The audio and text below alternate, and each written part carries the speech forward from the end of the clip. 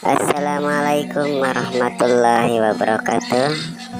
Palawargi kaum dangu manga orang lajengkeun ieu dongeng dina carios beurit bodas dina bagian ke-29. Mudah-mudahan palawargi sing terhibur kalayan sing aya manfaatna. Mangga ulah hilap subscribe-na. Atur nuhun wilujeng ngadangukeun. Mita arasup kanu ditepas. Pok saurang budak ngorane malan ditepas. Bios bae di mana dia mah? Lain sawios ya buru-buru parida ka dieu. Tong sok bardagong bardagi. Buru-buru parida, lain kita bareng gawe sia di tangaropi deuleu. Lamun teu ka jero mangsa bodo aya naon-naon, montong nyalahkeun, montong nganahakeun ka kolot. Cek Bah Dalung. Geus dikitukeun mah kabeh nu ditepas parinah ka jero ngarasa sieun dume Bah Dalung nyarita kitu. Sok kadinya dariukeun pasadek-sadek ge ngarahaneut pokna. Mangga atuh sepuh ceuk Mang Binta ka Bah Dalung. Bae-bae kadinya kokolotan waniga. Teh Bah Dalung. Geus kitu mah Mang Binta cumarita heula ngajelaskeun permaksudan Gopar. Kalawan nganuhunkeun kanu daratan tutas cumarita prak Mang Binta ngamimitian ngucapkeun heula Fatihah. Jeung ayat-ayat sejena waktu dalikir anu kira-kira setengah 10 harita ti belah wetan anjing babaung meuni malawung di tema kuragegna ti belah kidul dikeresakeun peuting harita angin ngagelebug soradang daunan ting korosak ting keresek tangkal awi pipireun imah Gopar ting gareret padu jeung baturna beuki lila angin asa beuki ngaguru muraikeun sora anjing babaung jeung sora sasatoan nu biasa liar ti peuting. Tapi sorana teu pati atra sabab kasiri ku angin gedena keur nepi asup ka imah atuh pantona ditutupkeun ku taslim sabab manehna diuk dikireun lawang ngareneng jeung si jendil acan ge nu dikir tamat ujug-ujug barakatak di luar aya sora lalaki seuri babarakatakan kalawan nyarita habadag handaruan siga sora buta si horeng siluman beuri. Manungsa nungkung ngerangan waranika. Misi anjing ngarasa sieun gawe nurun mondong ding gerendeng gitu gernaraon anika di jero ha ger ngawi anda mah ger ngobrol anda mah ger leweh meureun sia mu sia manusia nunggu ngomong kurang aduh hareupan jeung gaula. Ayo buru keluar bising dihancurkeun sia gogobrogna ku gaula deuleu. Kitu basa-basa eta silumanna ku kubuk ngajak adu hareupan babakuna mah jeung Bah Dalung. Puguh anu keur dikir ting raringeun. Samala barudak ngora mah aya kana 5 anana ngadon mepet ka juru pasadak-sadak. Akhirna mah cep nu keur dikir jempe. Bah, moal eta anu kitu teh dicaritakeun ku abah tadi teh ceuk Gopar rada harewosan. Heuh, ieu cing geus siling mah tong bibiun keluar bae. Ceuk Bah Dalung morejat nangtung ngagilirkeun parabot pusaka nu nogea dina sela-sela beubeur gede digilirkeun ti gigir ka hareup lebah beuteung keur Bah Dalung mapatkeun heula elmuna bari dipalencrong kanu garering tutas mapatkeun elmu terus dedehem.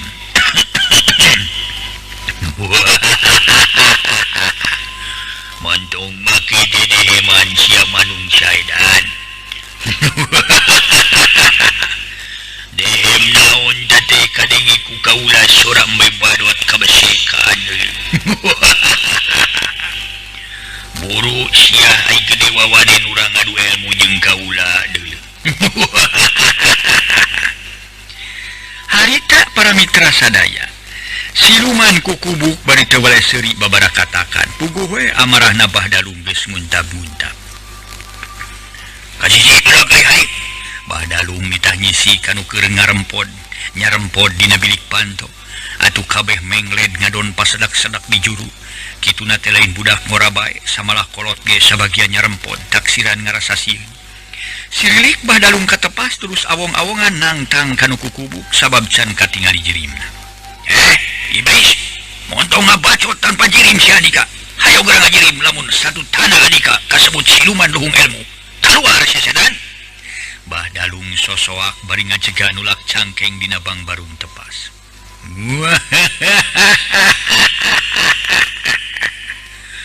Atuh para mitra siluman menicacak-kakakan beberapa katakan disambung ku suara awe seri cicirihilan tekungsi memenitan sangge siluman seri peledung teh di buruan ayah haseup meledung kawas haseup durukan menimulak katingalina leungit haseup ngajang gelek aya makhluk jangkung gede matak pigagilaeun sungut monyong mata bolotot semu sinaran celir rancung awak pinuh ku bulu katama buntutna horeng teh buntutan horeng nu disebut siluman berit atawa rajana berit.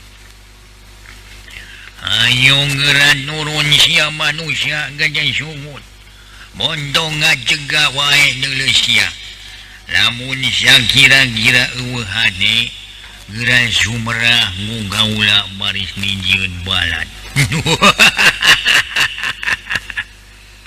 Urang ajar sesetan Bahdalung geus teu sabar manehna luncat rekna bari ngagorowo parabot pusaka disabatkeun ti gigir siga rek ngabeset beung siluman abong kena siluman atuh para wargi sadaya meniling hasnakar harita ngareundeuk teu beda ti manusia micieun pibahyaeun atuh celeng luncat terus ngabarakata harita para mitra celeng Bahdalung luncat murudai siluman nu keur babarakatakan srat tungtung keris hasil ngabeset kana beuteung siluman tapi teu kerel-kerel anggur babarakatakan atuh Bahdalung tamah nafsu terus nyubat-nyabatkeun keris kalawan disulukeun kana beuteung siluman.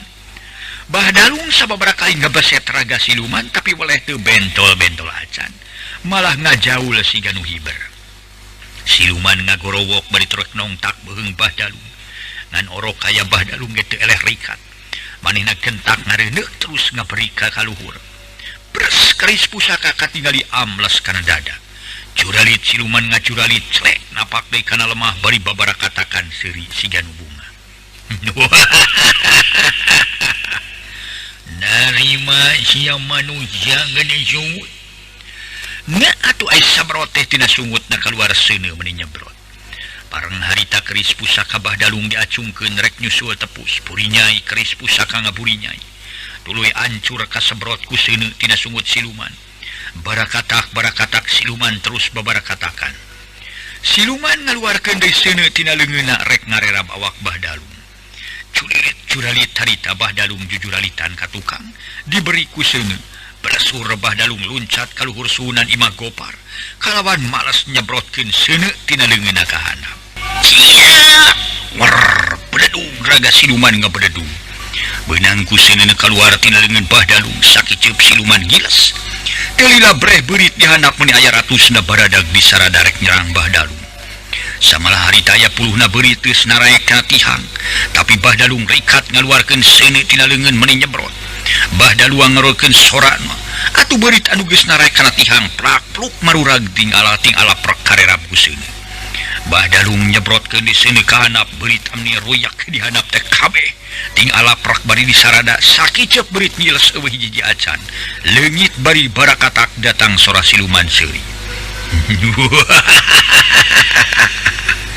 Celegedeg makhluk nu tadi robah wujud jadi macan tutul guar gaul disada bari kukuna rangeteng cacakar kana taneuh nu di jero imah kabeh pada ngadegde ngadege sora macan tutul gagauran celegedeg datang dari macan hideung terus tinggalaur sihungna rangeteng panon Bahdalung guanana dipereumkeun bawi bibir gegereyeman ngawatak elmuna celeng Bahdalung loncat tina luhur suhunan bari ngaluarkeun sora celek Bahdalung napak kanal taneuh sakiceup Bahdalung ngajagelek siga meninga badag jeung kumpai harita teh para mitra ngajanggelek jadi singa meuni badag jeung kumpai gaur-gaur singa gagauran kitu deui macan tutul jeung macan nu hideung tinggalaur celeng dua macan luncat ngarontok singa tilu sato galak diadu meuni papuket cakar sile tekuk sili babetkeun gaur macan tutul dibabetkeun ku singa ngagaur bari ngarontok brek singa depa atuh macan tutul milepas nubruk kana tangkal kalapa sisi buruan bedetuk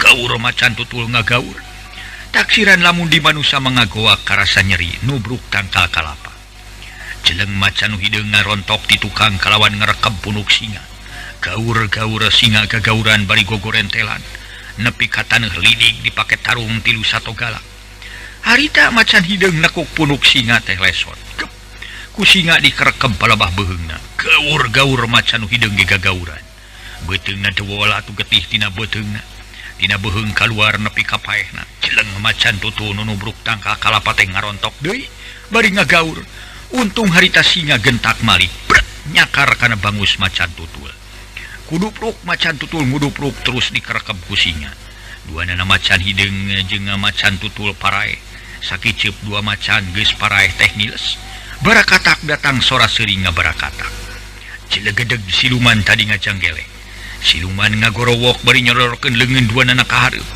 breng tina leungeun rabeng sakin aya kana genep sikina kabeh narancem kana awak singa gaur-gaur singa gagauran bari gugulingan las singa ngaleungit ngajenggelek balik salin wujud jadi bahdalung ngawujud deui manusia biasa didinya bahdalung nya ngayonan siluman ceuk pikirna lain antepeun lain sabarana kakara ge bahdalung nangtung siluman geus nyusul tepus ngaluarkeun sakin tina leungeun ting belesur ngan orok kaya bahdalung oge teu kurang ku ilmu manehna nyolodorkeun leungeun dampa leungeun si ganunada pereng tina leungeun bahdalung kaluar keris opat siki keris jeung sakin ti siluman diadu ting buricak bijil kemangseun nepi kala kaskin lusles laleungitan tapi siluman masih keneh nagen sabrot ngaluarkeun deui seuneu tina sungutna meni jebrot kitu deui bahdalung pada ngaluarkeun seuneu ngan bahdalung mah tina dampal leungeun anu kencang wer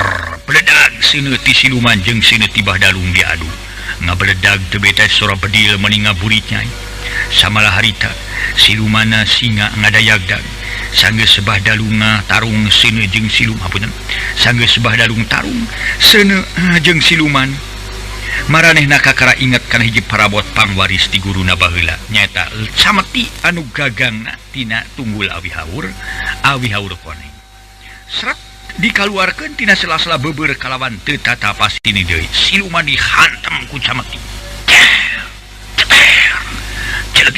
celeger cameti pusaka jejelegeran ngahancakan awak siluman kitu dicokor dihancak buat kagagarabagan terus gugulingan harita dina taneuh tapi teu lila siluman ngorejat deui jeleng luncat ka sisi wer badalung ngababukeun di cameti meni ngubeng dina siraheun siluman ku waktu ye siluman rikat newak tungtung cameti tuluy silih kenyang duanana pada kuat akhirna cameti pegat jadi dua bareng jeung pegatna cameti siluman niup bahdalung datang di angin ngaguru meni lilimbungan neumagan awak bahdalung atuh bahdalung daek teu daek dadayag dagan kaseren ku angin gurubag bahdalung ti gurubag kana golodog harita teh barakatak siluman seuri meni siga nu suka harita siluman sanggeus seuri niup bahdalung cungkal bahdalung ngacungkal jumpalit siga nu dibanting-bantingkeun siluman terus ngaluarkeun angin tina sungutna beredan sirah bahdalung ti dagor kana tangka-nangka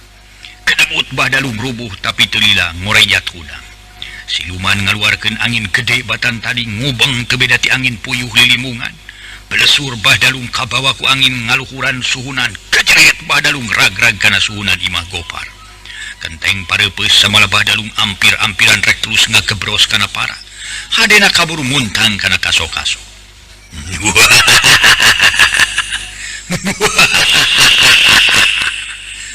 siluman babarakatakan geus kitu mah siluman ngebutkeun leungeun ka handap atuh bahdalung siga nu dibedoal nyorosod tina lahul suhunan keceret rag-rag kana taneuh sawatara menit bahdalung ngaheungeu taksiran karasa ulang sirah ti totong atuh jalma-jalma nu keur ngarintip di imah gopar kabeh ngayak-yak ngarasa mangpaurkeun inggis bahdalung korban nu ceuk palikirna pasti siluman terus ngamuk kanu di jero imah parang harita bahdalung ngarampa kana kakemplong sabab asa seueul karasa kana leungeun aya anu ngajendul di jero kaos bahdalung kakara inget aya keneh barang pusaka hiji deui tayalian keris besi kuning nu panjangna sajengkal seret ku bahdalung dikaluarkeun sabrut siluman muru bari ngagerem rek ngarontok bahdalung sanggeus deukeut keris besi kuning disudukeun ka palabah beuteung siluman bres siluman ngagoak leungeun rangah bres bahdaluk malik kancang hantam beuteung dada siluman jeung keris besi kuning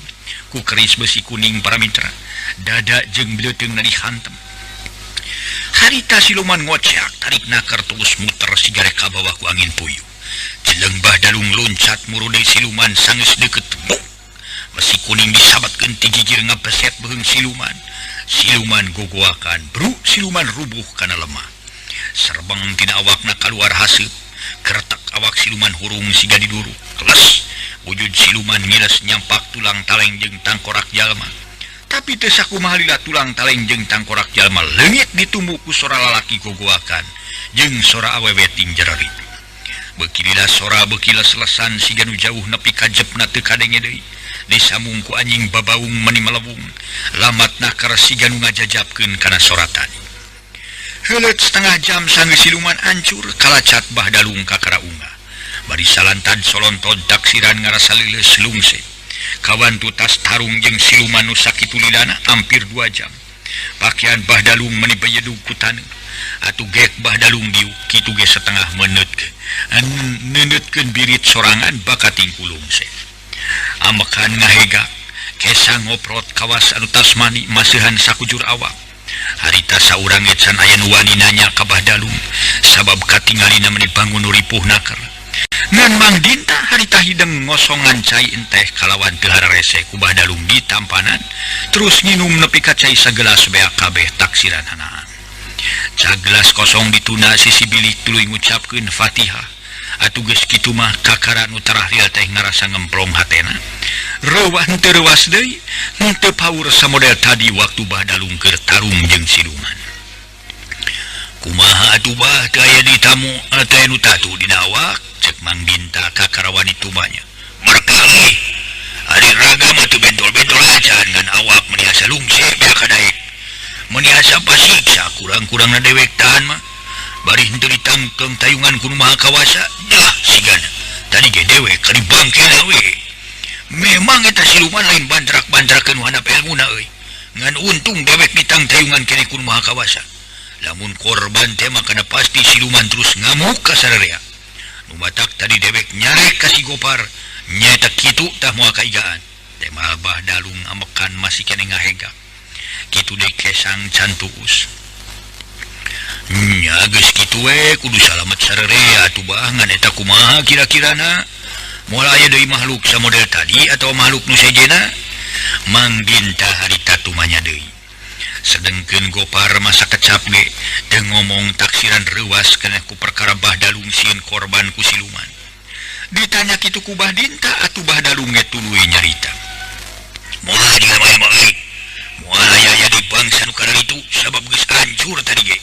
Samalah insyaallah engke pakaya marane sararea moal sabarating ruksa ku beurit. Sabab ratuna burit nu bieu geus eueuh. Nu matak marane khususna nu araya keneh di dieu. Atuh umumna masyarakat di dieu sing tarenang aya mah moal anu ngaganggu ngaharu biru. Paling aya nu ngaganggu bangsat. Eta mah asal urangna ariatna. Nu artina lamun hees ulah hares teuing we. Sajabati kitu sing leuwih kiatna ngayakeun rona ulah kungsi diparentah wae ti luluhur pokona mah sing harideng sorangan. Sabab keamanan lain keur batur tapi keur urang kene. Sajabati kitu naon rupa anyuran ti luluhur ulah dibantah. Boh ngajaga keamanan daerah atupun kitu deui ngajaga kabersihan jeung kesehatan. Atuh kanu ngarora keneh kalawan geus boga pamajikan sing daek nyaritaan kanu jadi pamajikan sangkan daek ngalaksanekeun kabeh. Kitu deui ngalaksanakeun kana bab agama umat ulah henteu dilaksanakeun ku sararea. Sabab ngalaksanakeun kana bab agama kacida pentingna pikeun dadasar hirup. Lamun manusia teu boga dadasar agama naon ngaranna? Nu tangtuna ge hirup sakarep ingsun. Cek Bahdalung saeutik gedena mere atikan kanu araya di dinya. Barang ngaregepkeun caritaan Bahdalung atuh Mang Dinta tuluy nyarita. Tah regepkeun kumarane barudak sakumaha caritaan bieu ti si Abah. Kadang ngajaga keamanan teh singgarto, yeuh kana ngajaga kabersihan sing rajin. Miceun runtah ulah di mana bruna.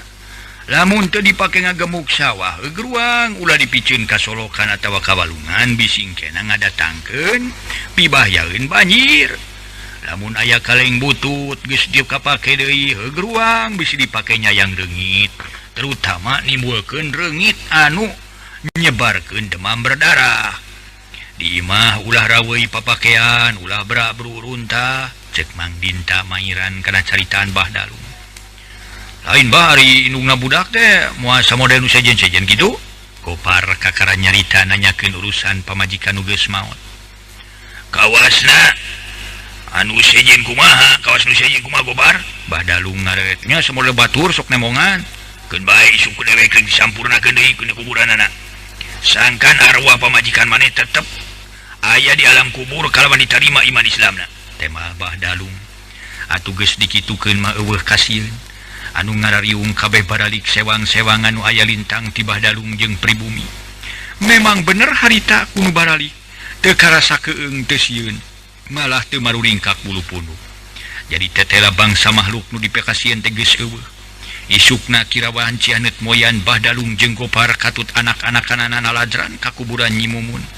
balik di kuburan Bahdalung cacarita pamitan rek balik ka sarakanana kalawan mere atikan heula ka Gopar sangkan ulah jadi pikiran perkara nu jadi pamajikan geus maot samalah ku Bahdalung ditinggalkeun heula ditinggalan cai keur marani anakna nyaan para wargi sadaya ditilikeun kitu nama Bahdalung lain jalma jore-jore nu malarat ku pangabisa suwung ku ilmu nepi ka siluman ratu musnah di ayonan ku Bahdalung atuh masyarakat kabeh terenang teu galideur teu harengheng ti peuting sok aya nu ngadirecai atuh nu ngarona teu ngarasa sieun masing nyorang nu saruni oge lintang ti pikasieun teh ku bangsat jeung garong tapi sanajan jeung bari kitu ngajaga keamanan beuki ditingkatkeun anu ngarona sapeuting aya kana limaan aya kana genepanana pada gariat naker ku ayeuna masyarakat di ungapi lemuran ngarasa tiis ceuli herang mata geus aya puluhna poe masyarakat eueuh anu nyaritakeun deui manggihan bangsa jurig atawa makhluk nu matak pikasieun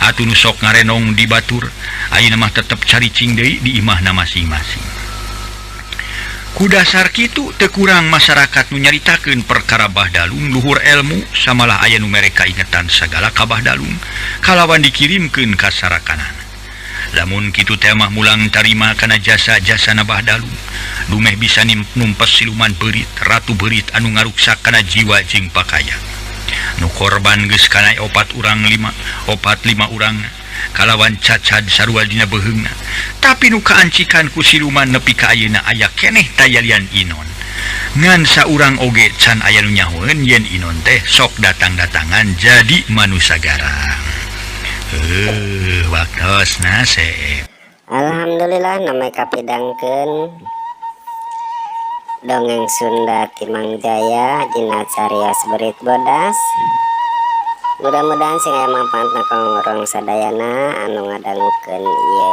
dongeng oge hatur nuhun kanu parantos setia manteng dina ieu channel Sampura Sundurul ulah hilap subscribe-na mangga per mios.